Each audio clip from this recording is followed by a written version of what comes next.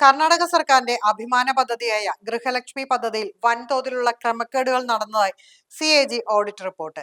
ഗുണഭോക്താക്കളുടെ പരിശോധന, bank അക്കൗണ്ടുകളുടെ സാധൂകരണം, fund വിതരണ സംവിധാനം എന്നിവയിലാണ് CAG ഓഡിറ്റ് ഗുരുതരമായ ചോദ്യങ്ങൾ ഉയർത്തിയിരിക്കുന്നത്. 75,000 കോടി രൂപ ചെലവ് വരുന്ന പദ്ധതിയാണ് ഗൃഹലക്ഷ്മി. കർണാടകയിലുടനീളമുള്ള കുടുംബനാഥകൾക്ക് പ്രതിമാസം 2,000 രൂപ ധനസഹായം നൽകുന്നതാണ് ഗൃഹലക്ഷ്മി പദ്ധതി. CAG റിപ്പോർട്ട് പുറത്തു വന്നതോടെ കർണാടകയിൽ ഭരണ പ്രതിപക്ഷ പോര് ആരംഭിച്ചു കഴിഞ്ഞു. DK ശിവകുമാറിന്റെ നേതൃത്വത്തിലുള്ള കോൺഗ്രസ് സർക്കാരിനെതിരെ പ്രതിപക്ഷമായ BJP ശക്തമായ ആക്രമണമാണ് അഴിച്ചുവിടുന്നത്. പദ്ധതി വലിയൊരു അഴിമതിയായി മാറിയെന്ന് BJP സംസ്ഥാന അധ്യക്ഷൻ വിജയേന്ദ്ര യെദ്യൂരപ്പ ആരോപിക്കുകയും ഉടൻ തന്നെ ഉന്നതതല അന്വേഷണം വേണമെന്ന് ആവശ്യപ്പെടുകയും ചെയ്തു. ഓഡിറ്റ് കണ്ടെത്തലുകൾ പ്രകാരം 19,020 ഗുണഭോക്താക്കൾ ഒരേ ബാങ്ക് അക്കൗണ്ടുകളുമായി ബന്ധിപ്പിക്കപ്പെട്ടിട്ടുണ്ടെന്ന് കണ്ടെത്തി.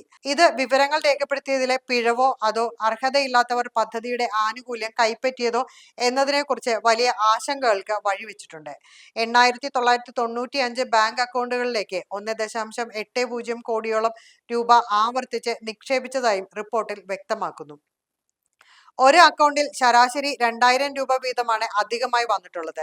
ഇത് ഒരേ ഗഡുക്കൾ തന്നെ ആവർത്തിച്ച് നൽകിയതിന്റെ സൂചനയാണ്.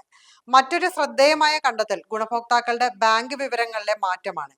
പദ്ധതിയിലെ 10.36 ലക്ഷം ഗുണഭോക്താക്കൾ തങ്ങളുടെ ബാങ്ക് അക്കൗണ്ട് വിവരങ്ങളിൽ മാറ്റം വരുത്തിയതായി ഓഡിറ്റ് ചൂണ്ടിക്കാട്ടുന്നു. നിലവിൽ 1.30 കോടി ഗുണഭോക്താക്കളുള്ള ഈ പദ്ധതിയിൽ ഇത് ആകെ തുകയുടെ ഏകദേശം 8% വരും. ബാങ്കുകൾ വായ്പാ തുക ഈടാക്കുന്നത് ഒഴിവാക്കാനുള്ള ശ്രമങ്ങളുടെ ഭാഗമായി ചില ഗുണഭോക്താക്കൾ അക്കൗണ്ടുകൾ മാറ്റിയിട്ടുണ്ടെന്ന് ഉദ്യോഗസ്ഥർ സൂചിപ്പിക്കുന്നു. 23,262 ഗുണഭോക്താക്കളുടെ ബാങ്ക് വിവരങ്ങൾ അപൂർണമായിരുന്നതായും എന്നാൽ ഈ അക്കൗണ്ടുകളിലേക്ക് പണം കൈമാറിയിട്ടുണ്ടെന്നും CAG കണ്ടെത്തി.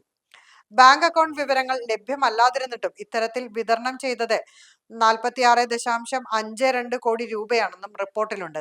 സാധാരണയായി കൃത്യമായ ബാങ്ക് വിവരങ്ങളില്ലാതെ ഡയറക്റ്റ് ബെനിഫിറ്റ് ട്രാൻസ്ഫർ വഴി പണം അയക്കാൻ കഴിയില്ലെന്നും വിവരങ്ങളുടെ ഗുണനിലവാരത്തിലോ പരിശോധനയിലോ ഉള്ള പിഴവുകളാകാം ഇതെന്നും ഉദ്യോഗസ്ഥർ വിശദീകരിക്കുന്നു.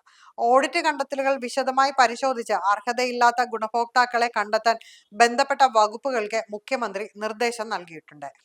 ഉന്നതതല അന്വേഷണം ആവശ്യപ്പെട്ടതിനു പുറമെ ഗ്യാരണ്ടി പദ്ധതി നടപ്പാക്കൽ സമിതിയുടെ പ്രവർത്തനത്തെയും വിജയേന്ദ്ര യെദ്യൂരപ്പ ചോദ്യം ചെയ്തു. ഗുണഭോക്താക്കളുടെ പരിശോധനയിലും ഫണ്ട് കൈമാറ്റത്തിലും സമിതികൾ മറുപടി പറയണമെന്ന് അദ്ദേഹം ആവശ്യപ്പെട്ടു. പദ്ധതി പ്രകാരമുള്ള ആനുകൂല്യങ്ങൾ വിതരണം ചെയ്യുന്നതിൽ വലിയ താമസം നേരിട്ടതായും ചില മാസങ്ങളിൽ ഗുണഭോക്താക്കൾക്ക് പ്രതീക്ഷിച്ച പണം ലഭിച്ചില്ല എന്ന പരാതി നിലനിൽക്കുന്നുണ്ടെന്നും ചൂണ്ടിക്കാണിച്ച പ്രതിപക്ഷ നേതാവ് ഇതിൽ സർക്കാരിന്റെ കൃത്യമായ മറുപടി വേണമെന്നും ആവശ്യപ്പെട്ടു.